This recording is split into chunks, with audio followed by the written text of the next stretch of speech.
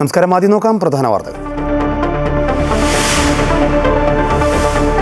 അഹമ്മദാബാദ് വിമാന ദുരന്തത്തിന് കാരണം ഫ്യുവൽ സ്വിച്ച് ഓഫ് ആയതെന്ന് പ്രാഥമിക റിപ്പോർട്ട്. പറന്നുയർന്നു 32 സെക്കൻഡുകൾക്കകം എഞ്ചിനുകൾ ഓഫായി. ഫ്യുവൽ സ്വിച്ച് എന്തിന് ഓഫ് ചെയ്തുവെന്ന പൈലറ്റിന്റെ ചോദ്യവും ഓഫ് ചെയ്തില്ലെന്ന സഹ പൈലറ്റിന്റെ മറുപടിയും വോയിസ് ബോക്സിൽ. അന്തിമ റിപ്പോർട്ട് വരട്ടെയെന്ന് കേന്ദ്ര വ്യോമയാന മന്ത്രാലയം. സംസ്ഥാന സർക്കാരിനെതിരെ കേന്ദ്ര ആഭ്യന്തരമന്ത്രി അമിത്ഷാ. സ്വർണ്ണക്കടത്ത് സർക്കാർ സ്പോൺസേഡ് അഴിമതിയെന്ന് അമിത്ഷാ. തെരഞ്ഞെടുപ്പിന് ഒരുങ്ങാൻ BJP സംസ്ഥാന നേതൃത്വത്തിന് നിർദ്ദേശം. തിരുവനന്തപുരത്തെ BJPയുടെ പുതിയ ഓഫീസ് ഉദ്ഘാടനം ചെയ്തു.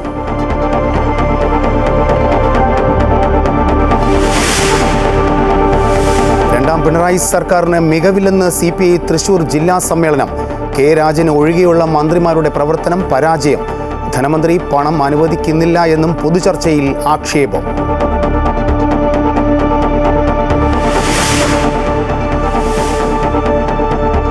കീമിൽ ഒരു കോടതിക്കും തള്ളാൻ കഴിയാത്ത ഫോർമുല അടുത്ത വർഷം നടപ്പിലാക്കുമെന്ന് ഉന്നത വിദ്യാഭ്യാസ മന്ത്രി R. ബിന്ദു.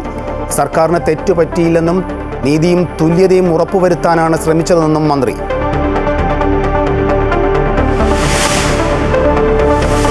സ്കൂൾ സമയമാറ്റത്തിൽ ചർച്ചയാകാമെന്ന് സർക്കാർ. ചർച്ചയിൽ മാന്യമായ സമീപനം സ്വീകരിക്കുമെന്ന് ജെഫ്രി മുത്തുക്കോയ തങ്ങൾ. ഇപ്പോൾ നടക്കുന്ന സമരം രാഷ്ട്രീയ പ്രേരിതമെന്ന് കാന്തപുരം വിഭാഗം. ഇംഗ്ലണ്ടിനെതിരായ 3ാം ടെസ്റ്റിൽ ഇന്ത്യ പൊരുതുന്നു. ബാറ്റിംഗ് തുടരുന്ന ഇന്ത്യക്ക് 4 വിക്കറ്റ് നഷ്ടം. അർദ്ധ സെഞ്ചുറി നേടിയ പന്ത് പുറത്ത്. രാഹുൽ സെഞ്ചുറിക്കരികെ. വിമാനത്തിൻ്റെ എഞ്ചിനുകളിലേക്കുള്ള ഇന്ധന വിതരണം നിയന്ത്രിക്കുന്ന ഫ്യൂവൽ സ്വിച്ചുകൾ ഓഫായതാണ് അഹമ്മദാബാദിൽ എയർ ഇന്ത്യ വിമാനം തകർന്നു വീഴാൻ കാരണമെന്ന് അന്വേഷണ റിപ്പോർട്ട്. എന്തിന് ഓഫ് ചെയ്തു എന്ന പൈലറ്റിൻ്റെ ചോദ്യവും താൻ ഓഫ് ചെയ്തിട്ടില്ല എന്ന സഹ പൈലറ്റിൻ്റെ മറുപടിയും കോക്ക്പിറ്റിൻ്റെ വോയിസ് ബോക്സിലുണ്ട്. ഇന്ധനം വരുന്ന സ്വിച്ചുകൾ വീണ്ടും പ്രവർത്തിപ്പിക്കുന്നതിന് മുമ്പ് തന്നെ വിമാനം തകർന്നു വീണുവെന്നും റിപ്പോർട്ടിലുണ്ട്. റിപ്പോർട്ട് വ്യോമയാന മന്ത്രാലയത്തിന് സമർപ്പിച്ചു. എയർക്രാഫ്റ്റ് ആക്സിഡന്റ് ഇൻവെസ്റ്റിഗേഷൻ ബ്യൂറോയുടെ റിപ്പോർട്ട് പ്രകാരം പ്രാഥമികമായി വിമാനത്തിന്റെ എഞ്ചിന് തകരാറുണ്ടായിരുന്നില്ല. പൈലറ്റുമാർക്ക് ആരോഗ്യ പ്രശ്നങ്ങളോ ഇന്ധന ചോർച്ചയോ പക്ഷിയിടിക്കുകയോ ചെയ്തതായി റിപ്പോർട്ടുകളില്ല. വിമാനം നിലത്തുനിന്ന് 600 അടി പൊങ്ങി വേഗത 180 നോട്ട്സിൽ എത്തിയതിനു തൊട്ടു പിന്നാലെ എഞ്ചിൻ 1, എഞ്ചിൻ 2 എന്നിവയുടെ ഫ്യൂവൽ കട്ട് ഓഫ് സ്വിച്ചുകൾ റൺ പൊസിഷനിൽ നിന്ന് കട്ട് ഓഫ് പൊസിഷനിലേക്ക് മാറി. എഞ്ചിനുകളിലേക്ക് ഇന്ധനം വരുന്ന സ്വിച്ചുകൾ ഓഫായി. 32 സെക്കൻഡുകൾക്കകം 2 എഞ്ചിനുകളുടെയും പ്രവർത്തനം പൂർണ്ണമായും നിലച്ചു. വിമാനം പറന്നുയർന്ന സെക്കൻഡുകൾക്കുള്ളിൽ തന്നെ അപകടം സംഭവിച്ചു. കെട്ടിടങ്ങളിൽ ഇടിച്ച് തീപിടിച്ചതിന് പിന്നാലെ വിമാനം പൂർണ്ണമായി തകരുകയും ചെയ്തു. വിമാനത്തിൽ 2 എൻഹാൻസ്ഡ് എയർബോൺ ഫ്ലൈറ്റ് റെക്കോർഡുകൾ ഉണ്ടായിരുന്നു. ഒരു EAFRൽ നിന്ന് ഏകദേശം 49 മണിക്കൂർ ഫ്ലൈറ്റ് ഡേറ്റയും 2 മണിക്കൂർ ഓഡിയോയും ലഭിച്ചിട്ടുണ്ട്. എന്നാൽ പിൻഭാഗത്തെ EAFRന് കാര്യമായ തകരാർ സംഭവിച്ചതിനാൽ വിവരങ്ങൾ വീണ്ടെടുക്കാൻ കഴിഞ്ഞിട്ടില്ല. ഏറ്റവും ദുരൂഹതയേറുന്നത് എഞ്ചിൻ 1, എഞ്ചിൻ 2 എന്നിവയുടെ ഫ്യൂവൽ കട്ട് ഓഫ് സ്വിച്ചുകൾ റൺ പൊസിഷനിൽ നിന്ന് കട്ട് ഓഫ് പൊസിഷനിലേക്ക് എങ്ങനെ മാറി എന്നതാണ്. പൈലറ്റും കോ പൈലറ്റും തമ്മിലുള്ള നിർണായകമായ സംഭാഷണം കോക്ക്പിറ്റ് വോയിസ് റെക്കോർഡിംഗിൽ നിന്ന് വീണ്ടെടുത്തിട്ടുണ്ട്. എന്തിന് ഓഫ് ചെയ്തുവെന്ന പൈലറ്റിന്റെ ചോദ്യവും താൻ ഓഫ് ചെയ്തില്ല എന്ന സഹ പൈലറ്റിന്റെ മറുപടിയും കോക്ക്പിറ്റിന്റെ വോയിസ് ബോക്സിലുണ്ട്. ഇന്ധനം വരുന്ന സ്വിച്ചുകൾ 4 സെക്കൻഡുകളുടെ വ്യത്യാസത്തിൽ വീണ്ടും പ്രവർത്തിപ്പിക്കാൻ ശ്രമിച്ചുവെങ്കിലും അതിനു മുൻപ് തന്നെ വിമാനം തകർന്നു വീണുവെന്നും എയർക്രാഫ്റ്റ് ആക്സിഡന്റ് ഇൻവെസ്റ്റിഗേഷൻ ബ്യൂറോയുടെ റിപ്പോർട്ട് ചൂണ്ടിക്കാട്ടുന്നു. വിമാനത്തിന്റെ നിയന്ത്രണം നഷ്ടപ്പെട്ടതിന് പിന്നാലെ പൈലറ്റുമാർ എന്ത് നടപടി സ്വീകരിച്ചുവെന്ന് വ്യക്തമല്ല. ഇത് സംബന്ധിച്ച് പൈലറ്റുമാർക്കിടയിൽ ധാരണ ഉണ്ടായിരുന്നില്ല എന്ന സംശയമാണ് കോക്ക്പിറ്റിൽ നിന്നുള്ള വോയിസ് ഓവറിൽ നിന്ന് ലഭിക്കുന്നത്. അതോടൊപ്പം തന്നെ റാം എയർ ടർബൻസും ഓൺ ആയിരുന്നു എന്നതാണ് മറ്റൊരു കണ്ടെത്തൽ. വിമാനത്തിലെ വൈദ്യുതി ഹൈഡ്രോളിക് സർക്യൂട്ട് പ്രവർത്തനക്ഷമമല്ലാതാകുമ്പോഴാണ് റാറ്റ് പ്രവർത്തനക്ഷമമാകുന്നത്.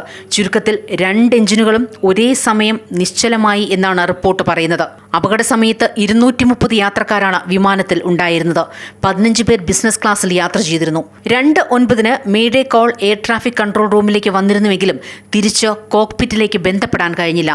സെക്കൻഡുകൾക്കുള്ളിൽ വിമാനം അഹമ്മദാബാദിന് സമീപം തകർന്നു വീഴുകയായിരുന്നു. സ്വിച്ചുകൾ എങ്ങനെ ഓഫായി എന്നത് സംബന്ധിച്ച് വിശദമായ അന്വേഷണം വേണമെന്ന ആവശ്യത്തിലേക്ക് വിരൽ ചൂണ്ടുന്നതാണ് എയർക്രാഫ്റ്റ് ആക്സിഡന്റ് ഇൻവെസ്റ്റിഗേഷൻ ബ്യൂറോയുടെ റിപ്പോർട്ട്. News desk, Amrita TV. അതേസമയം അന്തിമ റിപ്പോർട്ട് പുറത്തുവരുന്നതുവരെ എയർ ഇന്ത്യ വിമാന അപകടത്തെക്കുറിച്ച് നിഗമനങ്ങളിൽ എത്തിച്ചേരരുത് എന്ന് കേന്ദ്ര വ്യോമയാന മന്ത്രാലയം. ഇപ്പോൾ പുറത്തുവന്നത് പ്രാഥമിക റിപ്പോർട്ട് മാത്രമാണെന്ന് വ്യോമയാന മന്ത്രി റാംമോഹൻ നായിഡു പറഞ്ഞു. ലോകത്തിലെ ഏറ്റവും മികച്ച പൈലറ്റുമാരും ജീവനക്കാരുമാണ് നമുക്കുള്ളത്. വ്യോമയാന മന്ത്രാലയത്തിൻ്റെ നട്ടെല്ലാണ് അവർ. ഇപ്പോൾ ഒരു നിഗമനത്തിൽ എത്താൻ നമുക്ക് സാധിക്കില്ല.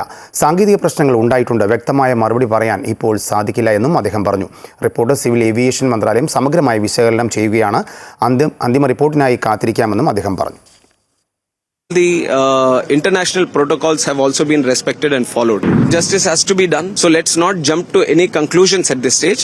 Let us wait for the final report. I'd like to appreciate the job done by AIB, a very commendable job. It was a very challenging task. In fact, for the first time, safely securing the black box and trying to decode the data and everything being done in India itself in the lab in Delhi for AIB.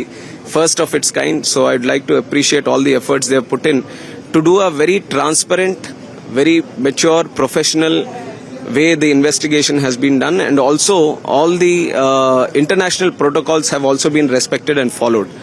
And regarding the report, this is a preliminary report right now, and from the ministry we are analyzing the report, but I think it would be better if we can comment on it once the final report comes in. So we are coordinating with AIB also. Whatever support or resources they need, we'll be providing to them. But AIB will be the primary investigating agency into this, and we are hoping that as soon as possible the final report also comes in so that we can arrive at some conclusions. തദ്ദേശ നിയമസഭാ തെരഞ്ഞെടുപ്പ് ലക്ഷ്യമിട്ട് BJPക്ക് ആവേശമായി കേന്ദ്ര ആഭ്യന്തരമന്ത്രി അമിത്ഷായുടെ കേരള സന്ദർശനം. 2026-ൽ കേരളത്തിൽ BJP അധികാരത്തിലെത്തുകയാണ് ലക്ഷ്യമെന്ന് നേതൃസംഗമത്തിൽ അമിത്ഷായുടെ ആഹ്വാനം. വിഴിഞ്ഞം ഉൾപ്പെടെ കേന്ദ്ര സർക്കാരിന്റെ വികസന നേട്ടങ്ങൾ ഉയർത്തിക്കാട്ടിയ കേന്ദ്രമന്ത്രി മോദിയുടെ വികസന ഭാരതം പൂർണ്ണതയിലെത്തണമെങ്കിൽ കേരളത്തിൽ BJP അധികാരത്തിലെത്തണമെന്നും ഓർമ്മിപ്പിച്ചു. മാസങ്ങൾ മാത്രം ബാക്കി നിൽക്കുന്ന തദ്ദേശ നിയമസഭാ തെരഞ്ഞെടുപ്പുകൾക്ക് കച്ചമുറുക്കി അങ്കത്തട്ടിലിറങ്ങാൻ കേരളത്തിലെ പ്രവർത്തകരോട് ആഹ്വാനം ചെയ്യുകയാണ് കേന്ദ്ര ആഭ്യന്തരമന്ത്രി അമിത്ഷാ. ഇക്കാലം അത്രയും കേരളം മാറി മാറി ഭരിച്ച LDF UDF കൂട്ടുകെട്ടുകളുടെ അഴിമതി കഥകൾ അക്കമിട്ട് നിരത്തിയാണ് പുത്തരിക്കണ്ടത്ത് നേതൃസംഗമത്തെ അമിത്ഷാ അഭിസംബോധന ചെയ്തത്. സ്വർണ്ണക്കടത്ത് പിണറായി സ്പോൺസേഡ് അഴിമതി എന്നാണ് അദ്ദേഹം ആരോപിച്ചത്. സോളാ കേസും ബാർക്കോഴയും പാലാരിവട്ടം പാലം അഴിമതിയും എടുത്തു പറഞ്ഞ് കോൺഗ്രസിനെയും കടന്നാക്രമിച്ചു.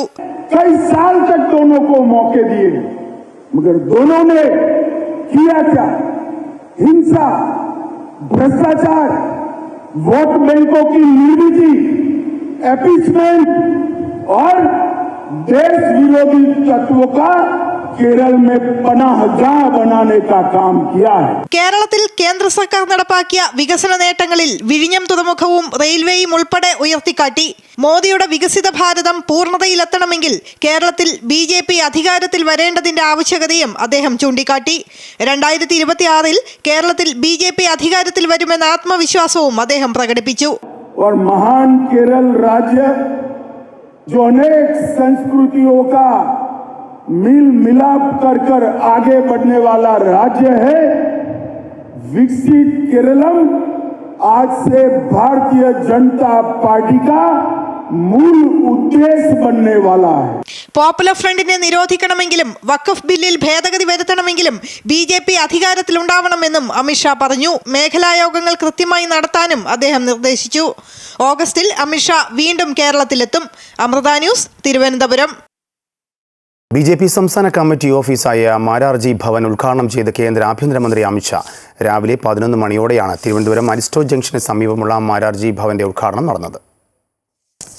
BJP സംസ്ഥാന അധ്യക്ഷൻ രാജീവ് ചന്ദ്രശേഖർ, മുതിർന്ന BJP നേതാവ് O രാജഗോപാൽ, മുൻ സംസ്ഥാന അധ്യക്ഷൻ K സുരേന്ദ്രൻ എന്നിവരുടെ സാന്നിധ്യത്തിലാണ് കേന്ദ്ര ആഭ്യന്തരമന്ത്രി അമിത്ഷാ BJP സംസ്ഥാന കാര്യാലയത്തിന്റെ ഉദ്ഘാടനം നിർവഹിച്ചത്. 7 നിലകളിലായി അത്യാധുനിക സൗകര്യങ്ങളോടെയാണ് BJPയുടെ കാര്യാലയം സജ്ജീകരിച്ചിട്ടുള്ളത്. സംസ്ഥാന നേതാക്കളോടൊപ്പം പുതിയ ഓഫീസിലെത്തിയ അമിത്ഷാ പതാക ഉയർത്തിയാണ് ഉദ്ഘാടന ചടങ്ങുകൾക്ക് തുടക്കം കുറിച്ചത്. തുടർന്ന് വിളക്ക് തെളിയിച്ച് കെട്ടിടം ഉദ്ഘാടനം ചെയ്തു. ശേഷം ഓഫീസിന് മുന്നിൽ വൃക്ഷത്തൈയും നട്ടു.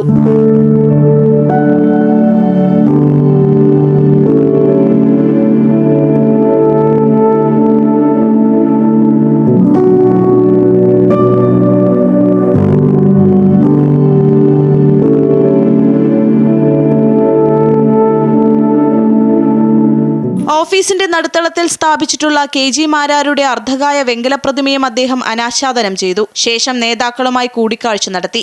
പുതിയ സംസ്ഥാന കാര്യാലയത്തിന്റെ പാലുകാച്ചൽ ചടങ്ങും പൂജയും ഫെബ്രുവരിയിലായിരുന്നു. ഉദ്ഘാടനം കൂടി പൂർത്തിയായതോടെ സംസ്ഥാന കമ്മിറ്റി ഓഫീസിന്റെ പ്രവർത്തനം പൂർണ്ണമായും പുതിയ കെട്ടിടത്തിലേക്ക് മാറും. അമൃത ന്യൂസ്, തിരുവനന്തപുരം. CPI തൃശൂർ ജില്ലാ സമ്മേളനത്തിന്റെ പൊതുചർച്ചയിൽ സംസ്ഥാന സർക്കാരിനും മന്ത്രിമാർക്കുമെതിരെ രൂക്ഷ വിമർശനം. രണ്ടാം LDF സർക്കാരിന് മികവില്ല. K. രാജൻ ഒഴികെയുള്ള മറ്റു മന്ത്രിമാർക്ക് പെർഫോമൻസ് ഇല്ല. CPI വകുപ്പുകൾക്ക് ധനമന്ത്രി പണം അനുവദിക്കുന്നില്ല എന്നും വിമർശനം ഉയർന്നു. ഒന്നാം സർക്കാരിന്റെ പ്രവർത്തന മികവിനോട് ചേർന്ന് നിൽക്കുന്നതല്ല രണ്ടാം LDF സർക്കാരിന്റെ പ്രവർത്തനമെന്നാണ് പൊതുചർച്ചയിലെ വികാരം. മുഖ്യമന്ത്രിയുടെ മകൾ വീണയ്ക്കെതിരായ ആരോപണങ്ങൾ മുന്നണിയെ പ്രതിരോധത്തിലാക്കി. ധനപ്രതിസന്ധിക്കിടയിലും CPIM മന്ത്രിമാർക്ക് പണം അനുവദിക്കുമ്പോഴും CPI മന്ത്രിമാരുടെ കടുത്ത അവഗണനയെന്നും ചർച്ചയിൽ വിമർശനം. എന്നാൽ വിമർശനത്തെ തള്ളി ധനമന്ത്രി KN ബാലഗോപാലൻ രംഗത്തെത്തി. ഗവൺമെന്റ് വളരെ കളക്റ്റീവായിട്ട് ഒരു കാര്യമായിട്ടാണ് പ്രവർത്തിക്കുന്നത്. ഇന്ന് തന്നെ ഞാൻ നമ്മുടെ ബഹുമാനപ്പെട്ട റവന്യൂ മിനിസ്റ്റർ പറഞ്ഞ അദ്ദേഹത്തിന്റെ മണ്ഡലത്തിൽ പരിപാടി പറഞ്ഞിട്ട് അത്രയായിട്ട് ആ പരിപാടി എല്ലാ വകുപ്പുകൾക്കും ഒരേപോലെയാണ് എന്ന് മാത്രമല്ല, ഏറ്റവും അത്യാവശ്യമുള്ള ചില വകുപ്പുകളുണ്ട്. അങ്ങനെ നമുക്ക് ആവശ്യമില്ല, അതിന് അധികം പണം കൊടുക്കേണ്ടി വരും.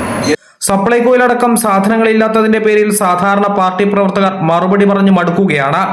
ഭക്ഷ്യമന്ത്രിക്കും കൃഷിമന്ത്രിക്കും ഉയർന്നത് അതിരൂക്ഷ വിമർശനമാണ്. VS സുനിൽകുമാറിനൊപ്പം ഉയരാൻ P. പ്രസാദിനാകുന്നില്ല.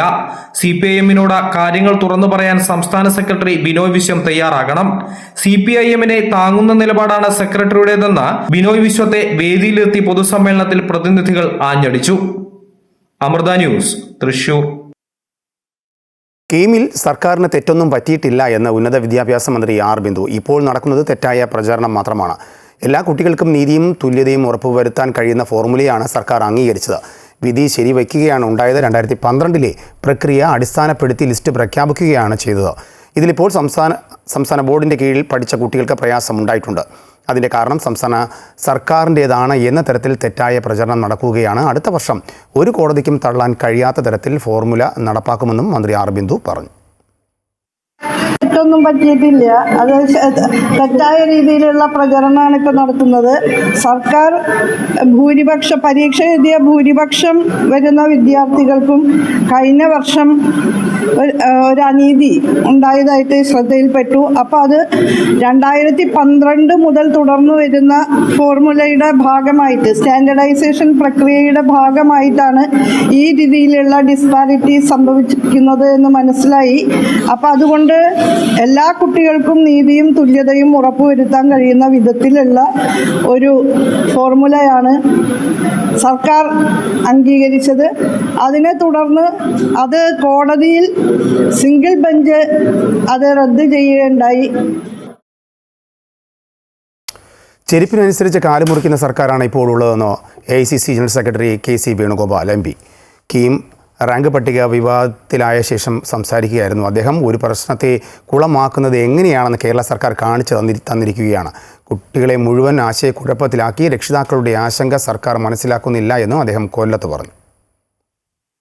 കേരളത്തിലെ വിദ്യാർത്ഥികളുടെ കൂടി ശാപം കിട്ടുന്ന സർക്കാരായിട്ട് ഈ സർക്കാർ മാറപ്പെടുകയാണെന്നുള്ളതാണ് നമുക്ക് മനസ്സിലാക്കേണ്ട കാര്യം. രക്ഷാകർത്താവിൻ്റെ ആശങ്ക, വിദ്യാർത്ഥികളുടെ ആശങ്ക, അത് ഇവർക്ക് വല്ല മനസ്സിലാക്കാനുള്ള വല്ല ശേഷിയുണ്ട്. ഭരിക്കുന്നവർക്ക് അത് മനസ്സിലാവണ്ടേ? എത്ര പ്രതീക്ഷയോടെയാണ് ഒരു കുട്ടി പരീക്ഷ എഴുതുന്നത്, എൻട്രൻസ് പരീക്ഷ എഴുതുന്നത്? നിങ്ങൾക്ക് പരിഷ്കാരം വേണമെങ്കിൽ, അതിന് മാറ്റം വേണമെങ്കിൽ അതിന് സമയമെടുത്ത് ആ സമയവുമായി ബന്ധപ്പെട്ട് പരിഷ്കാരം നടത്തണം. എല്ലാ വശങ്ങളും ആലോചിച്ച് പരിഷ്കാരം നടത്തണം. അതിന് പകരം പ്രോസ്പെക്ടസ് തയ്യാറാക്കി കഴിഞ്ഞിട്ട്, എല്ലാം നടത്തി കഴിഞ്ഞിട്ട് ഈ തീരുമാനമെടുക്കുന്നവരുടെ ബുദ്ധി അപാരം തന്നെയാണ്. സ്കൂൾ സമയമാറ്റത്തിൽ ചർച്ചയാകാമെന്ന വിദ്യാഭ്യാസ മന്ത്രിയുടെ പ്രസ്താവനയോടെ സംസ്ഥയും നിലപാടിൽ അയവ് വരുത്തുന്നു. ചർച്ചയെ സ്വാഗതം ചെയ്ത ജെഫ്രി മുത്തുക്കോയ തങ്ങൾ ചർച്ചയിൽ സംസ്ഥയും മാന്യമായ സമീപനം സ്വീകരിക്കുമെന്ന് പറഞ്ഞു. അതേസമയം വിദ്യാഭ്യാസ മന്ത്രിയുടെ പ്രസ്താവനയോടുള്ള നീരസവും അദ്ദേഹം പ്രകടിപ്പിച്ചു. സ്കൂൾ സമയമാറ്റത്തിനെതിരെ ഓഗസ്റ്റ് 5 കലക്ടറേറ്റിലേക്കും സെപ്റ്റംബർ 30 സെക്രട്ടേറിയറ്റിലേക്കും മാർച്ച് നടത്താനാണ് സമസ്ത തീരുമാനിച്ചിരുന്നത്. അതേസമയം മദ്രസ പഠനത്തിന് വേറെ സമയം കണ്ടെത്തണമെന്ന വിദ്യാഭ്യാസ മന്ത്രിയുടെ പ്രസ്താവന സമസ്തയെ വീണ്ടും ചൊടിപ്പിച്ചു. അല്ല, അയാൾ പറയണത് എന്ന് പറഞ്ഞാൽ സമുദായത്തിന്റെ അങ്ങനെയല്ലല്ലോ പറയേണ്ടത്. നമുക്കത് ആലോചിച്ച് ചെയ്യാന്ന് പറഞ്ഞൂടെ? ഞങ്ങൾ അങ്ങനെയൊന്നും ചെയ്യൂല, ഒരു വാശി പോലെ പറയല. അതിങ്ങനെ മാറ്റാം, മറുസമയം മാറ്റാൻ പറ്റില്ല. എവിടേക്ക് മാറ്റുകയാണെങ്കിൽ ആകെ 24 മണിക്കൂറുള്ള ഉറങ്ങുന്ന സമയത്താക്കുക മദർസ. പിന്നെ അതിന് മറുപടികളൊക്കെ മാന്യമായി പറയണം, ആര് പറയുകയാണെങ്കിലും. മനസ്സിലായില്ലേ? ആര് സമരം ചെയ്തിട്ടും കാര്യമില്ല, എന്തും അംഗീകരിക്കില്ല എന്നൊക്കെ പലർക്കും പറയാലോ. അത് ശരിയല്ല, ആ ശൈലി ശരിയല്ല എന്ന് മാത്രം. സമുദായങ്ങളുടെ കാര്യങ്ങളൊക്കെ നോക്കാൻ തന്നെയല്ലേ ഇവിടെ മന്ത്രിസഭ എന്നൊക്കെ പറയണത്, ഭരണം എന്നൊക്കെ പറഞ്ഞത്. സമുദായങ്ങളല്ലേ വോട്ടും ചെയ്യണത്. ഇതിനിടെ ചർച്ചയ്ക്ക് തയ്യാറാണെന്ന മന്ത്രിയുടെ പ്രസ്താവന എത്തി. ചർച്ചയെ സ്വാഗതം ചെയ്ത സമസ്ത അധ്യക്ഷൻ സർക്കാർ മാന്യമായ സമീപനം സ്വീകരിക്കുന്നതിൽ വൈകിയെന്നും ഓർമ്മിപ്പിച്ചു. ചർച്ചയ്ക്ക് സമയം അറിയിച്ചാൽ മതി എന്ന് പറഞ്ഞത് സ്വാഗതം ചെയ്യണം. ചർച്ച പരാജയപ്പെടുമോ അതോ വിജയിക്കുമോ എന്നുള്ളത് മറ്റൊരു കാര്യം. ചർച്ച വിജയിച്ചാൽ പിന്നെ പ്രക്ഷോഭത്തിൻ്റെ ആവശ്യമില്ല. ചർച്ച പരാജയപ്പെട്ടാൽ പിന്നെയും പ്രക്ഷോഭം വേണ്ടി വരും. ഒക്കെ ആലോചിച്ച് തീരുമാനിക്കും. പിന്നെ ചർച്ച വിജയിച്ചാൽ പ്രക്ഷോഭം വേണ്ടെന്ന നിലപാടിലാണ് സമസ്ത. മന്ത്രിയുടെ പ്രസ്താവന സമസ്തയെ ചൊടിപ്പിച്ചെന്ന് തിരിച്ചറിഞ്ഞ സർക്കാർ വിഷയത്തിൽ ചർച്ചയാകാമെന്ന നിലപാട് സ്വീകരിക്കുകയായിരുന്നു. അമൃത ന്യൂസ്, കോഴിക്കോട്. സ്കൂൾ സമയമാറ്റവുമായി ബന്ധപ്പെട്ട് വിദ്യാഭ്യാസ മന്ത്രി നേരത്തെ സ്വീകരിച്ചത് ജനാധിപത്യ വിരുദ്ധ നിലപാടാണെന്നും ചർച്ചയിലൂടെ പ്രശ്നങ്ങൾ പരിഹരിക്കണമെന്നും മുസ്ലിം ലീഗ് സംസ്ഥാന ജനറൽ സെക്രട്ടറി PMA സലാം പറഞ്ഞു. LDF അധികാരത്തിലേറിയത് മുതൽ എല്ലാ ദിവസവും U-ടേൺ ആണ്. ആലോചിക്കാതെ തീരുമാനമെടുക്കും, അത് U-ടേൺ അടിക്കുമെന്നും സലാം കോഴിക്കോട് പറഞ്ഞു. കീമിൽ വലിയ ദുരിതമാണ് വിദ്യാർത്ഥികളും രക്ഷിതാക്കളും അനുഭവിക്കുന്നതെന്നും അദ്ദേഹം കൂട്ടിച്ചേർത്തു. അദ്ദേഹം പറഞ്ഞത് സമസ്തയുടെ നിലപാട് ജനാധിപത്യ വിരുദ്ധം എന്ന് പറഞ്ഞ മന്ത്രിയോട് ചർച്ചയ്ക്ക് തയ്യാറല്ല എന്ന് പറഞ്ഞപ്പോൾ ആ നിലപാടാണ് ജനാധിപത്യ വിരുദ്ധം എന്ന് മുസ്ലിം ലീഗ് പറഞ്ഞിട്ടുണ്ട്. ചർച്ചയ്ക്ക് തയ്യാറാവണ്ടേ? ഒരു ഇഷ്യൂ ഉണ്ടാകുമ്പോൾ ഭരിക്കുന്ന ഗവൺമെൻറ് അതിൽ ആർക്കെങ്കിലും അഭിപ്രായ വ്യത്യാസം ഉണ്ടെങ്കിൽ അവരോട് എന്താണ് അഭിപ്രായ വ്യത്യാസത്തിന് കാരണം, അഭിപ്രായ വ്യത്യാസമില്ലാതെ അതെങ്ങനെ പരിഹരിക്കാൻ കഴിയുമെന്നതിനെക്കുറിച്ച് ചർച്ച ചെയ്യുകയല്ലേ ഒരു ജനാധിപത്യ ഗവൺമെൻറ്റിൻ്റെ മര്യാദ. അത് ചെയ്യണമെന്ന് ഞങ്ങൾ ആവശ്യപ്പെട്ടു, അവരത് സമ്മതിച്ചു. ഇപ്പോൾ ചർച്ച ചെയ്യാൻ നല്ലതാണ്, ചർച്ചയിലൂടെ പ്രശ്നങ്ങൾ പരിഹരിക്കണമെന്ന് തന്നെയാണ് മുസ്ലിം ലീഗിൻ്റെ നിലപാട്. സ്കൂൾ സമയമാറ്റത്തിൽ സർക്കാരിനെതിരെ കാന്തപുരം വിഭാഗം സമരത്തിനില്ല എന്ന് പ്രഖ്യാപിക്കുന്നു. മദ്രസ വിദ്യാഭ്യാസത്തെ ബാധിക്കുമെന്ന് പറഞ്ഞ് ഇപ്പോൾ നടക്കുന്ന സമരം രാഷ്ട്രീയ പ്രേരിതമാണ് എന്നും സമസ്ത സുന്നി AP വിഭാഗം വിലയിരുത്തുന്നു. സമസ്ത EK വിഭാഗത്തിനൊപ്പം ചേർന്ന് സമരത്തിന് ഇല്ല എന്നാണ് കാന്തപുരം നിലപാട്. സ്കൂൾ സമയമാറ്റത്തിനെതിരെ സമസ്ത EKയുടെ സമരപ്രഖ്യാപനത്തെ തള്ളി കാന്തപുരം വിഭാഗം. ഹൈസ്കൂൾ സമയം 15 മിനിറ്റ് നേരത്തെയാക്കുന്നത് മദ്രസ പഠനത്തെ ബാധിക്കില്ലെന്നും കാന്തപുരം വിഭാഗം ചൂണ്ടിക്കാട്ടുന്നു. സ്കൂൾ സമയം രാവിലെ 8 മുതലാക്കണമെന്ന് കേന്ദ്ര സർക്കാർ നിലപാട് സ്വീകരിച്ചപ്പോൾ മൗനത്തിലായ സംഘടനകളാണിപ്പോൾ പിണറായി സർക്കാരിനെതിരെ രംഗത്തു വന്നിട്ടുള്ളത്. സമസ്ത EK വിഭാഗത്തിനും ജമാഅത്തെ ഇസ്ലാമിക്കും കൃത്യമായ രാഷ്ട്രീയ അജണ്ടയുണ്ട്. അതിൽ തലവെച്ചു കൊടുക്കേണ്ട ആവശ്യമില്ലെന്നാണ് കാന്തപുരം വിഭാഗത്തിൻ്റെ നിലപാട്. 2 ഷിഫ്റ്റായാണ് മദ്രസ പഠനം നടക്കുന്നത്. രാവിലെ 6:30 തുടങ്ങുന്ന ആദ്യ ഷിഫ്റ്റിൽ ഹൈസ്കൂൾ ഹയർ സെക്കൻഡറി വിദ്യാർത്ഥികളും രണ്ടാമത്തെ ഷിഫ്റ്റിൽ LP UP തലങ്ങളിലെ ചെറിയ കുട്ടികളും മദ്രസയിൽ പോകുന്നു. പിന്നെ എങ്ങനെയാണ് ഹൈസ്കൂൾ സമയമാറ്റമുണ്ടായാൽ മദ്രസ പഠനത്തെ ബാധിക്കുകയെന്നും കാന്തപുരം വിഭാഗം ചോദിക്കുന്നു. സ്കൂൾ സമയമാറ്റ വിഷയത്തിൽ സർക്കാർ നിലപാടിനൊപ്പം നിൽക്കാനാണ് കാന്തപുരം വിഭാഗത്തിന്റെ തീരുമാനം. അമൃത ന്യൂസ്, കോഴിക്കോട്. കേരള സർവകലാശാല രജിസ്ട്രാറായി മിനി കാപ്പൻ തുടരും. തലസ്ഥാനത്ത് തുടരാൻ വൈസ് ചാൻസലർ മോഹൻ കുന്നുമ്മൽ നിർദ്ദേശം നൽകി. അതേസമയം ഉടൻ സിൻഡിക്കേറ്റ് യോഗം വിളിക്കണമെന്ന ഇടതംഗങ്ങളുടെ ആവശ്യത്തിൽ VC തീരുമാനമെടുത്തില്ല. VC രജിസ്ട്രാർ പോര് തുടരുമ്പോൾ ഭരണ സ്തംഭനത്തിലാണ് സർവകലാശാല. സർവകലാശാലയിൽ വൈസ് ചാൻസലർ രജിസ്ട്രാർ പോര് പരിഹാരമാകാതെ തുടരുമ്പോഴാണ് വൈസ് ചാൻസലർ നിയമിച്ച registrar Mini Kappan registrar in charge സ്ഥാനത്ത് നിന്ന് ഒഴിവാക്കണമെന്ന് കാട്ടി വൈസ് ചാൻസലർക്ക് കത്ത് നൽകിയത്. പദവി ഏറ്റെടുക്കാനും വിവാദങ്ങൾക്കും താൽപ്പര്യമില്ലെന്നറിയിച്ചാണ് മിനി കാപ്പൻ VCക്ക് കഴിഞ്ഞ ദിവസം കത്ത് നൽകിയത്. എന്നാൽ തൽസ്ഥാനത്ത് തുടരാനാണ് വൈസ് ചാൻസലർ മിനി കാപ്പന് ഇപ്പോൾ നിർദ്ദേശം നൽകിയിരിക്കുന്നത്. പകരം ക്രമീകരണം ഒരുക്കാമെന്നും VC പറയുന്നു. എന്നാൽ സിൻഡിക്കേറ്റ് അംഗങ്ങളുടെ ആവശ്യങ്ങൾ അംഗീകരിക്കില്ലെന്ന നിലപാടിലാണ് VC. അടിയന്തര സിൻഡിക്കേറ്റ് യോഗം വിളിക്കണമെന്ന ഇടതംഗങ്ങളുടെ ആവശ്യത്തിൽ VC തീരുമാനമെടുത്തിട്ടില്ല. യോഗം വിളിക്കാനുള്ള അടിയന്തര സാഹചര്യമില്ലെന്നാണ് മോഹനൻ കുന്നുമ്മലിന്റെ നിലപാട്. ചട്ടപ്രകാരമുള്ളതുപോലെ 2 മാസത്തിലൊരിക്കൽ യോഗം വിളിച്ചാൽ മതിയെന്നാണ് VC പറയുന്നത്. 7-ാം തീയതിയാണ് മിനി കാപ്പനെ രജിസ്ട്രാറായി നിയമിച്ചുകൊണ്ട് VC ഉത്തരവിറക്കിയത്. കഴിഞ്ഞ ദിവസം ഇതു സംബന്ധിച്ച ഔദ്യോഗിക ഉത്തരവും പുറത്തിറക്കിയിരുന്നു. നേരത്തെ പ്രതിഷേധങ്ങൾ കാരണം മിനി കാപ്പനെ രജിസ്ട്രാറായി നിയമിച്ച ഉത്തരവ് സർവകലാശാലയ്ക്ക് പുറത്തിറക്കാൻ സാധിച്ചിരുന്നില്ല. മിനി കാപ്പൻ അയച്ച ഫയലുകൾ VC ഒപ്പിടുകയും KS അനിൽകുമാർ അയച്ച ഫയലുകൾ VC മടക്കുകയും ചെയ്യുമ്പോൾ ഭരണപ്രതിസന്ധിയിലൂടെയാണ് സർവകലാശാല കടന്നുപോകുന്നത്. ഇതുകാരണം ബുദ്ധിമുട്ടിലാകുന്നത് വിദ്യാർത്ഥികളാണ്. പ്രശ്നത്തിന് പരിഹാരം കാണേണ്ട ചാൻസലറായ ഗവർണറും സംസ്ഥാന സർക്കാരും 2 തട്ടിൽ നിൽക്കുമ്പോൾ പ്രതിഷേധം തുടരാനാണ് ഇടത് വിദ്യാർത്ഥി യുവജന സംഘടനകളുടെ തീരുമാനം. അമൃത ന്യൂസ്, തിരുവനന്തപുരം. മുണ്ടക്കൈ ചൂരൽമല ദുരന്തബാധിതരുടെ പുനരധിവാസത്തിനായി മുസ്ലിം ലീഗ് കണ്ടെത്തിയ ഭൂമി നിയമക്കുരുക്കിൽ തൃക്കൈപ്പറ്റ വില്ലേജിൽ വാങ്ങിയ ഭൂമിയിൽ ഒരു ഭാഗം തോട്ടഭൂമിയാണെന്ന വില്ലേജ് ഓഫീസറുടെ റിപ്പോർട്ടിൽ വൈത്തിരി താലൂക്ക് ലാൻഡ് ബോർഡ് ഭൂ ഉടമകളിൽ നിന്ന് വിശദീകരണം തേടി. മുസ്ലിം ലീഗ് സംസ്ഥാന പ്രസിഡന്റ് പാണക്കാട് സാദിഖ് അലി ശിഹാബ് തങ്ങളുടെ പേരിലാണ് ഭൂമി രജിസ്റ്റർ ചെയ്തിട്ടുള്ളത്. ദുരന്തബാധിതരുടെ ഭവന നിർമ്മാണത്തിനായി വാങ്ങിയ 11 ഏക്കർ ഭൂമിയിലെ ഒരു ഭാഗം കാപ്പിത്തോട്ടം തരം മാറ്റിയതെന്നാണ് തൃക്കേപ്പറ്റ വില്ലേജ് ഓഫീസർ നടത്തിയ പ്രാഥമിക അന്വേഷണത്തിലെ കണ്ടെത്തൽ.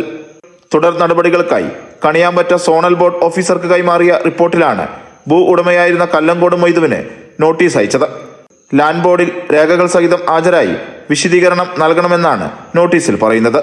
പ്രസ്തുത ഭൂമി കല്ലങ്കോടൻ മൊയ്തുവിന് ഭൂപരിഷ്കരണ നിയമപ്രകാരം ഇളവ് നൽകിയ 11.12 ഏക്കറിൽപ്പെട്ടതായതിനാൽ തോട്ടഭൂമി തരം മാറ്റിയതിൽ ഭൂവുടമയ്ക്ക് ബോധിപ്പിക്കാനുള്ള വിശദീകരണം അറിയിക്കണമെന്നാണ് നോട്ടീസിൽ പറയുന്നത്. എന്നാൽ ഭൂമിയുമായി ബന്ധപ്പെട്ട് യാതൊരുവിധ പ്രശ്നങ്ങളുമില്ലെന്നാണ് ലീഗ് നിലപാട്. 1000 ചതുരശ്ര അടിയുള്ള 105 വീടുകൾ നിർമ്മിക്കാനാണ് ലീഗ് പദ്ധതിയിട്ടത്. സാദിഖ് അലി ശിഹാബ് തങ്ങൾ തറക്കല്ലിടൽ കർമ്മം നിർവഹിക്കുകയും ചെയ്തു. അതേസമയം നിയമക്കുരുക്കിൽപ്പെടുന്ന ഭൂമി വാങ്ങി ദുരന്തബാധിതരെ മുസ്ലിം ലീഗ് അവഹേളിച്ചുവെന്നാണ് CPM വിമർശനം. അമൃത ന്യൂസ്, വയനാട്. ലീഗിന്റെ മുണ്ടക്കൈ ചൂരൽമല പുനരധിവാസ പദ്ധതിക്ക് സർക്കാർ തടസ്സങ്ങൾ സൃഷ്ടിക്കുന്നുവെന്ന് മുസ്ലിം ലീഗ് സംസ്ഥാന ജനറൽ സെക്രട്ടറി PMA സലാം. ലീഗ് വാങ്ങിയ ഭൂമിക്ക് കുഴപ്പമുണ്ട്, രേഖകൾ ഹാജരാക്കണം എന്നാണ് ആവശ്യപ്പെട്ടത്. ഞങ്ങൾക്ക് ഭൂമി നൽകിയവർ രേഖകൾ ഹാജരാക്കും. സർക്കാരിന് സാധിക്കാത്തത് കൊണ്ട് മറ്റാരെങ്കിലും ചെയ്യുമ്പോൾ അതിന് കണ്ണുകടിയാണെന്ന് PMA സലാം കോഴിക്കോട് പറഞ്ഞു. പാവപ്പെട്ടവർക്കുള്ള സഹായം മുടക്കിയിട്ട് സർക്കാരിന് എന്ത് നേട്ടമാണ് കിട്ടുന്നതെന്ന് അദ്ദേഹം ചോദിച്ചു. മുസ്ലിം ലീഗിൻ്റെ ഭവന നിർമ്മാണ പദ്ധതിക്ക് തടസ്സമുണ്ടാക്കിയിട്ട് ഈ ഗവൺമെൻറ്റിന് എന്ത് നേട്ടമാണ് കിട്ടുന്നത്? പാവപ്പെട്ടവരെ ഞങ്ങളെ രാഷ്ട്രീയമായി എതിർത്തോട്ടെ, തെരഞ്ഞെടുപ്പിൽ ഞങ്ങളെ തോൽപ്പിക്കാൻ ശ്രമിച്ചോട്ടെ, ഞങ്ങൾക്ക് വിരോധമില്ല. പക്ഷേ ഈ പാവപ്പെട്ട 700ഓളം വരുന്ന പാവപ്പെട്ട ജനത അവരെ സഹായിക്കാനുള്ള പദ്ധതികളുമായി വരുമ്പോൾ അതിന് തടസ്സം നിൽക്കുകയാണ്. ഇപ്പോൾ ഗവൺമെൻറ്റിൻ്റെ ഭാഗത്തു നിന്ന് നോട്ടീസ് കിട്ടിയിട്ടുണ്ട്. ശരിയാണ്, ഞങ്ങൾ വാങ്ങിയ ഭൂമിക്ക് കുഴപ്പമുണ്ട്, രേഖകൾ ഹാജരാക്കണം എന്നാണ് ആവശ്യപ്പെട്ടിട്ടുള്ളത്. 14-ാം തീയതിയും 16-ാം തീയതിയുമായി ഞങ്ങൾക്ക് ഭൂമി വിറ്റ ആളുകൾ രേഖ ഹാജരാക്കും. ഇത് നീട്ടിക്കൊണ്ടു പോകുക ഗവൺമെൻറ്റിന് സാധിക്കുന്നില്ല. ഗവൺമെൻറ്റിന് ചെയ്യാൻ സാധിക്കാത്തത് ആരെങ്കിലും ചെയ്യാൻ പാടില്ല എന്ന കണ്ണുകടി പാവപ്പെട്ട ദുരിതബാധിതരായ മനുഷ്യരോടുള്ള ശത്രുതയാണ് ഇത് പ്രകടമാക്കുന്നത്. കേരളത്തിലെ സാധാരണ മനുഷ്യർ ഇത് കാണുന്നുണ്ട്, കേൾക്കുന്നുണ്ട് എന്ന ഉത്തമ ബോധ്യമാണ് ഞങ്ങൾക്ക്. ദുരന്തബാധിതർക്കായി മുസ്ലിം ലീഗ് പുനരധിവാസ പദ്ധതിക്കെതിരെയുള്ള സർക്കാർ നിലപാട് മനുഷ്യത്വരഹിതമെന്ന് T സിദ്ദിഖ് MLA. തടയുന്നതിന് പകരം പിന്തുണ നൽകുകയാണ് വേണ്ടത്. 1 വർഷം ആകാറായിട്ടും ഒരു വീട് പോലും ദുരന്തബാധിതർക്ക് നൽകാൻ സർക്കാരിന് സാധിച്ചിട്ടില്ല. മുഖ്യമന്ത്രിയും ലീഗിന്റെ പദ്ധതിയെ തകർക്കാൻ ശ്രമിക്കുന്നുവെന്നും T സിദ്ദിഖ് ആരോപിച്ചു. മുസ്ലിം ലീഗ് ഈ ആളുകൾക്ക് 105 ആളുകൾക്ക് വീട് കൊടുത്തതോടുകൂടി അത്രയും ആളുകൾക്ക് സർക്കാരിന്റെ കയ്യിൽ നിന്ന് 15 ലക്ഷം രൂപ വാങ്ങാൻ പറ്റി. അവരുടെ ജീവിതത്തിൽ അതൊരു വേറ്റു. അവർക്ക് വീട് പോയി, അവർക്ക് ഉറ്റവർ ഉടയവർ പോയി, അവർക്ക് വലിയ നാശനഷ്ടങ്ങൾ സംഭവിച്ചു. അവരുടെ ജീവിതം മുഴുവൻ തകർന്നതായ ആളുകൾക്ക് ഒരു 15 ലക്ഷം രൂപ കിട്ടാൻ ഇടവന്നത് മുസ്ലിം ലീഗ് ഈ പദ്ധതി ഉണ്ടാക്കിയതുകൊണ്ടാണ്. അപ്പൊ യഥാർത്ഥത്തിൽ അവർ സർക്കാർ ചെയ്യേണ്ടിയിരുന്ന പ്രവർത്തനം ഇതിന് ഉടക്കിടുകയല്ല വേണ്ടത്. ഈ പദ്ധതി വിഭാവനം ചെയ്ത പദ്ധതി നടപ്പിലാക്കാൻ എന്തെല്ലാം ചെയ്തു കൊടുക്കേണ്ടതുണ്ടോ അത് മുഴുവൻ ചെയ്തു കൊടുക്കാൻ ഞങ്ങൾ തയ്യാറാണെന്ന് പ്രഖ്യാപിച്ച് മുന്നോട്ട് പോവുകയാണ് വേണ്ടത്. ദേശീയപാത 85ന്റെ ഭാഗമായ നേര്യമംഗലം വനമേഖലയിലെ നവീകരണ ജോലികൾ തടഞ്ഞുള്ള കോടതി ഇടപെടലിൽ പ്രതിഷേധം ശക്തം. വിഷയത്തിൽ പ്രതിഷേധിച്ച അടിമാലി പഞ്ചായത്തിൽ UDFും LDFും ഹർത്താൽ ആചരിച്ചു. പള്ളിവാസൽ, വെള്ളത്തൂവൽ പഞ്ചായത്തുകളിൽ UDF തനിച്ച് ഹർത്താലിന് ആഹ്വാനം ചെയ്തിരുന്നു.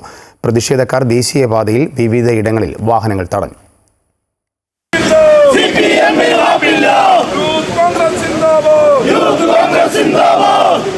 ദേശീയപാത 85ന്റെ ഭാഗമായ നേര്യമംഗലം വനമേഖലയിൽ നവീകരണ ജോലികൾ നടന്നു വരുന്നതിനിടയിലാണ് അപ്രതീക്ഷിതമായി വിഷയത്തിൽ കോടതി ഇടപെടൽ ഉണ്ടാകുകയും നിർമ്മാണ ജോലികൾ നിർത്തിവെക്കേണ്ട സാഹചര്യം ഉണ്ടാകുകയും ചെയ്തത്. ഇതിൽ പ്രതിഷേധിച്ചാണ് ഇന്ന് LDFും UDFും അടിമാലി പഞ്ചായത്തിൽ ഹർത്താലിന് ആഹ്വാനം ചെയ്തിരുന്നത്.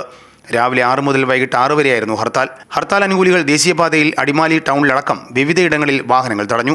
ഏതാനും സമയം തടഞ്ഞിട്ട ശേഷം തുടർ യാത്ര അനുവദിച്ചു. മേഖലയിലെ കടകമ്പോളങ്ങൾ പൂർണ്ണമായി അടഞ്ഞുകിടന്നു. സ്വകാര്യ ബസ്സുകളും ഓട്ടോ ടാക്സി വാഹനങ്ങളും സർവീസ് നടത്തിയില്ല. KSRTC സർവീസുകൾ നടന്നു. ദേശീയപാതയിലൂടെ വിനോദസഞ്ചാര വാഹനങ്ങൾ എത്തി. ചില വാക്കുതർക്കങ്ങൾ ഒഴിച്ചാൽ ഹർത്താലുമായി ബന്ധപ്പെട്ട് അനിഷ്ട സംഭവങ്ങൾ ഉണ്ടായിട്ടില്ല. അതേസമയം ശയനപ്രദക്ഷിണ പ്രതിഷേധവുമായി യൂത്ത് കോൺഗ്രസ് പ്രവർത്തകർ രംഗത്തെത്തി. യൂത്ത് കോൺഗ്രസ് ദേവികുളം നിയോജക മണ്ഡലം കമ്മിറ്റിയുടെ നേതൃത്വത്തിൽ അടിമാലി വാളറയിൽ ദേശീയപാതയിൽ കിടന്ന് ഉരുണ്ട് പ്രതിഷേധിച്ചു. ദേശീയപാത വിഷയത്തിൽ വെള്ളത്തൂവൽ, പള്ളിവാസൽ പഞ്ചായത്തുകളിൽ UDF തനിച്ചാണ് ഹർത്താലിന് ആഹ്വാനം ചെയ്തിരുന്നത്. ഏരിയമംഗലം പാലം മുതൽ വാളറ വരെയുള്ള വനമേഖലയിലും നവീകരണ ജോലികൾ തുടങ്ങിക്കഴിഞ്ഞിരുന്നു. ഈ നിർമ്മാണ ജോലികൾ തടഞ്ഞുകൊണ്ടാണ് ഇപ്പോൾ വിഷയത്തിൽ കോടതി ഇടപെടൽ ഉണ്ടായിട്ടുള്ളത്. അമൃത ന്യൂസ്, ഇടുക്കി. സുരേഷ് ഗോപി ചിത്രം JSKയ്ക്ക് സെൻസർ ബോർഡിന്റെ പ്രദർശനാനുമതി. റീ എഡിറ്റ് ചെയ്ത പതിപ്പാണ് സെൻസർ ബോർഡ് അംഗീകരിച്ചത്. ജാനകി എന്ന പേര് മാറ്റി ജാനകി V എന്ന പേരിലാകും ചിത്രം പുറത്തിറക്കുക. 8 മാറ്റങ്ങളോടെയാണ് ചിത്രം പുറത്തുവരുന്നത്. ഏറ്റവും അടുത്ത ദിവസം തന്നെ ചിത്രം തിയേറ്ററുകളിൽ എത്തിക്കാൻ ശ്രമിക്കുകയാണെന്ന് അണിയറ പ്രവർത്തകർ അറിയിച്ചു. സിനിമയിലെ ജാനകി എന്ന കഥാപാത്രത്തിന്റെ പേര് മാറ്റിയതിനൊപ്പം കോടതി വിചാരണ രംഗങ്ങളിൽ പേരുകൾ മ്യൂട്ട് ചെയ്താണ് പുതിയ പതിപ്പ്. ആരോഗ്യവകുപ്പിന്റെ സംസ്ഥാന കായകൽപ്പ് പുരസ്കാര നേട്ടവുമായി കാസർഗോഡ് തൃക്കരിപ്പൂർ താലൂക്ക് ആശുപത്രി. 92% മാർക്ക് നേടിയാണ് തൃക്കരിപ്പൂർ താലൂക്ക് ആശുപത്രി സംസ്ഥാനത്ത് 1ാം സ്ഥാനം നേടിയത്. തൃക്കരിപ്പൂർ താലൂക്ക് ആശുപത്രി 92% മാർക്കോടെ 15 ലക്ഷം രൂപയുടെ കായകൽപ്പ് അവാർഡാണ് കരസ്ഥമാക്കിയിരിക്കുന്നത്. ഇതിനു പുറമെ 5 ലക്ഷം രൂപയുടെ പരിസ്ഥിതി സൗഹൃദ അവാർഡിനും ആശുപത്രി അർഹമായി. സർക്കാർ മേഖലയിലുള്ള ആരോഗ്യ സ്ഥാപനങ്ങളിലെ ശുചിത്വം, ചികിത്സാ കാര്യത്തിൽ രോഗികളോടുള്ള സമീപനം, മാലിന്യ പരിപാലനം, അണുബാധ നിയന്ത്രണം എന്നിവ വിലയിരുത്തിയാണ് കായകൽപ്പ് അവാർഡ് നൽകുന്നത്. ആരോഗ്യ വകുപ്പിന്റെ സംസ്ഥാനതല കായകൽപ്പ് അവാർഡ് കമ്മിറ്റിയാണ് മികച്ച ആശുപത്രികളെ തെരഞ്ഞെടുക്കുന്നത്. ആശുപത്രി പ്രവർത്തനങ്ങൾ വിലയിരുത്തുന്നതിന്റെ ഭാഗമായി സംസ്ഥാനതല പരിശോധനകൾ നടത്തിയിരുന്നു. നീലേശ്വരം ബ്ലോക്ക് പഞ്ചായത്തിന് കീഴിലാണ് തൃക്കരിപ്പൂർ താലൂക്ക് ആശുപത്രിയുടെ പ്രവർത്തനം. ജില്ലയിലെ 5 ഗ്രാമപഞ്ചായത്തുകൾ, പയ്യന്നൂർ നഗരസഭ എന്നിവിടങ്ങളിൽ നിന്നുള്ള രോഗികളാണ് കൂടുതലായും ഇവിടെ ചികിത്സ തേടിയെത്തുന്നത്. അമൃത ന്യൂസ്, കാസർഗോഡ്. കർഷകരെ ദുരിതത്തിലാക്കി ഇടുക്കി ജില്ലയിൽ ഏലത്തിന് തട്ടമറിച്ചിലും അഴുകലും വ്യാപകം. ഇതോടെ ഉൽപ്പാദനം ഗണ്യമായി കുറഞ്ഞു. പ്രതികൂല കാലാവസ്ഥയെ തുടർന്ന് കഴിഞ്ഞ 1 മാസം കൊണ്ട് ഏലത്തിന്റെ ശരവും ചിമ്പുകളും വ്യാപകമായി അഴുകി നശിച്ചു. ഇടുക്കിയിലെ രാജകുമാരി, രാജാക്കാട്, ശാന്തൻപാറ, പാമ്പാടുംപാറ, ഉടുമ്പൻചോല, വണ്ടൻമേട്, കുമളി തുടങ്ങിയ പഞ്ചായത്തുകളിലാണ് ഏലത്തിന് തട്ടമറിച്ചിലും അഴുകലും വ്യാപകമായിരിക്കുന്നത്. 15% മുതൽ 30% വരെ ഉത്പാദനം കുറയുമെന്നാണ് കാർഷിക വിദഗ്ധരുടെ വിലയിരുത്തൽ. കഴിഞ്ഞ വർഷം മഴക്കുറവ് കൊണ്ട് ചെടികൾ ഉണങ്ങി ഉത്പാദനം കുറഞ്ഞുവെങ്കിൽ ഈ വർഷം തുടർച്ചയായി പെയ്ത കനത്ത മഴയെ തുടർന്ന് ചെടികൾ അഴുകി നശിച്ചു. മെയ് പകുതി മുതൽ ജൂൺ 30 വരെ ജില്ലയിൽ തുടർച്ചയായി പെയ്ത മഴ ഏലം കർഷകന്റെ പ്രതീക്ഷകളെയാണ് തകിടം മറിച്ചത്. തുടർച്ചയായിട്ട് മഴ പെയ്ത ഏലം, തട്ടമറിച്ചില്, അഴുകല് എല്ലാം കർഷകരെ ബാധിച്ച് ഒരു 30%-ഓളം ഏലക്കായുടെ കുറവ് വന്നിട്ടുണ്ട് ഈ പ്രാവശ്യം. ഇനി ഇങ്ങനെ തുടർച്ചയായിട്ട് നിന്ന് കഴിഞ്ഞാൽ ഇത് മൊത്തം അഴുകി പോകുന്ന ഒരു അവസ്ഥയിലേക്ക് എത്തി. ഇതിപ്പോൾ ലാസ്റ്റ് വരുമ്പോൾ അവർക്ക് കൊടുക്കാനുള്ള പൈസ തികയുന്നൊന്നുമില്ല. കാരണം നല്ല വിലയിലാണ് എല്ലാവരും ഇപ്പം തോട്ടങ്ങൾ എടുത്തേക്കുന്നത്. ഇപ്പം ഇതിൽ ഉൽപ്പാദനം കുറഞ്ഞു പോയി കഴിഞ്ഞാൽ എല്ലാവർക്കും ഇത് നഷ്ടത്തിലേക്ക് തന്നെ വരും. ജൂണിലെ കനത്ത മഴയിലും കാറ്റിലും 100 കണക്കിന് ഹെക്ടർ സ്ഥലത്തെ ഏലം കൃഷി ഒടിഞ്ഞു നശിച്ചിരുന്നു. വലിയൊരു ഭാഗം വിളവും ഇതോടെ കർഷകർക്ക് നഷ്ടപ്പെട്ടു. കർക്കിടകത്തിൽ വരാനിരിക്കുന്ന മഴയെ ഓർത്ത് ഭീതിയിലാണ് കർഷകർ. അമൃത ന്യൂസ്, ഇടുക്കി. അമ്പലപ്പുഴയിൽ ലക്ഷങ്ങൾ മുടക്കി നിർമ്മിച്ച KSRTC ബസ് സ്റ്റേഷൻ കെട്ടിടം ഇന്ന് നോക്കുകുത്തിയാണ്. യാത്രക്കാർ ബസ് കാത്തു നിൽക്കുന്നതാകട്ടെ മഴയും വെയിലുമേറ്റ് പെരുവഴിയിലും. അധികൃതരുടെ അനാസ്ഥ മൂലം അമ്പലപ്പുഴ കച്ചേരിമുക്കിലെ KSRTC സ്റ്റേഷൻ കെട്ടിടം ഇപ്പോൾ സാമൂഹ്യ വിരുദ്ധരുടെ താവളവുമാണ്. 2013 KC വേണുഗോപാൽ MPയുടെ പ്രാദേശിക വികസന ഫണ്ടിൽ നിന്ന് 15 ലക്ഷം രൂപ ചെലവിട്ടാണ് അമ്പലപ്പുഴയിൽ സ്റ്റേഷൻ മാസ്റ്റർ ഓഫീസ് കെട്ടിടവും യാത്രക്കാർക്ക് വിശ്രമ കേന്ദ്രവും നിർമ്മിച്ചത്. പുരുഷന്മാർക്കും സ്ത്രീകൾക്കുമായി പ്രത്യേകം ശുചിമുറികളും ഒരുക്കി. ഉദ്ഘാടനം നടന്ന ഏതാനും വർഷങ്ങൾ പിന്നിട്ടപ്പോൾ തന്നെ ഈ കെട്ടിടത്തിന്റെ പ്രവർത്തനം നിലച്ചു. മദ്യപരുടെയും സാമൂഹ്യവിരുദ്ധരുടെയും താവളമായി മാറിയതോടെ യാത്രക്കാർ ഇങ്ങോട്ട് വരാതായി. ആലപ്പുഴ ഭാഗത്തേക്ക് പോകുന്ന കുട്ടികളടക്കമുള്ള യാത്രക്കാർ KK കുഞ്ചുപിള്ള സ്മാരക സ്കൂളിന് മുന്നിലാണ് ബസ് കാത്തു നിൽക്കുന്നത്. വളരെ നന്നായി പ്രവർത്തിച്ചു വന്നു. പക്ഷേ നിർഭാഗ്യവശാൽ KSRTC വളരെ അവഗണന ഇതിനോട് കാണിച്ചു.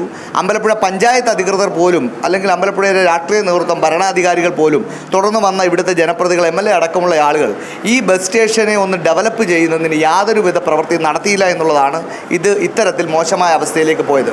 ബസ് സ്റ്റേഷൻ കെട്ടിടം വൃത്തിയാക്കിയാൽ യാത്രക്കാർക്ക് വെയിലും മഴയും ഏൽക്കാതിരിക്കാം. നിലവിൽ സ്റ്റേഷൻ കെട്ടിടം സ്വകാര്യ വ്യക്തികളുടെ ഇരുചക്ര വാഹനങ്ങളടക്കമുള്ള വാഹനങ്ങൾ പാർക്ക് ചെയ്യാനുള്ള കേന്ദ്രമായി മാറി. പെയിന്റ് ചെയ്ത് വൃത്തിയാക്കിയിരിക്കുന്ന കെട്ടിടത്തിൽ ഹരിത കേരള മിഷന്റെ ശുചിത്വ ബോധവൽക്കരണ പരസ്യങ്ങൾ പതിച്ചിട്ടുണ്ടെങ്കിലും കെട്ടിടമാകെ മലിനമായി കിടക്കുകയാണ്. വാഹനങ്ങൾ പാർക്ക് ചെയ്യരുതെന്ന ബോർഡിന് മുന്നിലാകട്ടെ നിരനിരയായി ഇരുചക്ര വാഹനങ്ങളും. ലക്ഷങ്ങൾ മുടക്കി നിർമ്മിച്ച കെട്ടിടം പ്രയോജനകരമാകുന്ന വിധത്തിൽ തുറന്നു കൊടുക്കണമെന്നതാണ് യാത്രക്കാരുടെ ആവശ്യം. ഹരിത കേരള മിഷന്റെ മാലിന്യ ബോധവൽക്കരണ പരസ്യങ്ങൾ പതിക്കുവാനൊരിടം എന്നതിനപ്പുറം ഈ ബസ് സ്റ്റേഷൻ കൊണ്ട് പൊതുജനങ്ങൾക്ക് യാതൊരു ഉപകാരവുമില്ല. ആലപ്പുഴയിൽ നിന്നും ക്യാമറാമാൻ വിനോദ് കരുവാറ്റയ്ക്കൊപ്പം അജയ് നാഥ്, അമൃത ന്യൂസ്. ഡൽഹി സീലംപൂരിൽ 4 നില കെട്ടിടം തകർന്നു വീണു. 2 പേർക്ക് ദാരുണാന്ത്യം. 4 പേരെ രക്ഷപ്പെടുത്തി. നിരവധി പേർ കുടുങ്ങിക്കിടക്കുന്നതായി സംശയമുണ്ട്. രാവിലെ 7 മണിയോടെ വടക്ക് കിഴക്കൻ ഡൽഹിയിലാണ് അപകടമുണ്ടായത്. കെട്ടിടം നിലനിന്നിരുന്നത് ഇടുങ്ങിയ വഴിയിലെന്നതിനാൽ തന്നെ ഫയർഫോഴ്സിനടക്കം അപകട സ്ഥലത്തെത്താൻ ബുദ്ധിമുട്ട് നേരിട്ടിരുന്നു. നാട്ടുകാരുടെ നേതൃത്വത്തിലാണ് രക്ഷാപ്രവർത്തനം നടന്നത്. രക്ഷാപ്രവർത്തനം ഇപ്പോഴും പുരോഗമിക്കുകയാണെന്ന് അഗ്നിരക്ഷാസേനയും പോലീസും അറിയിച്ചു. നിരവധി പേർ കുടുങ്ങിക്കിടക്കുന്നതായി സംശയമുള്ളതായി പ്രദേശവാസികൾ പറയുന്നു. 14 മാസം പ്രായമുള്ള കുട്ടിയെ അടക്കം രക്ഷപ്പെടുത്തിയതായാണ് വിവരം.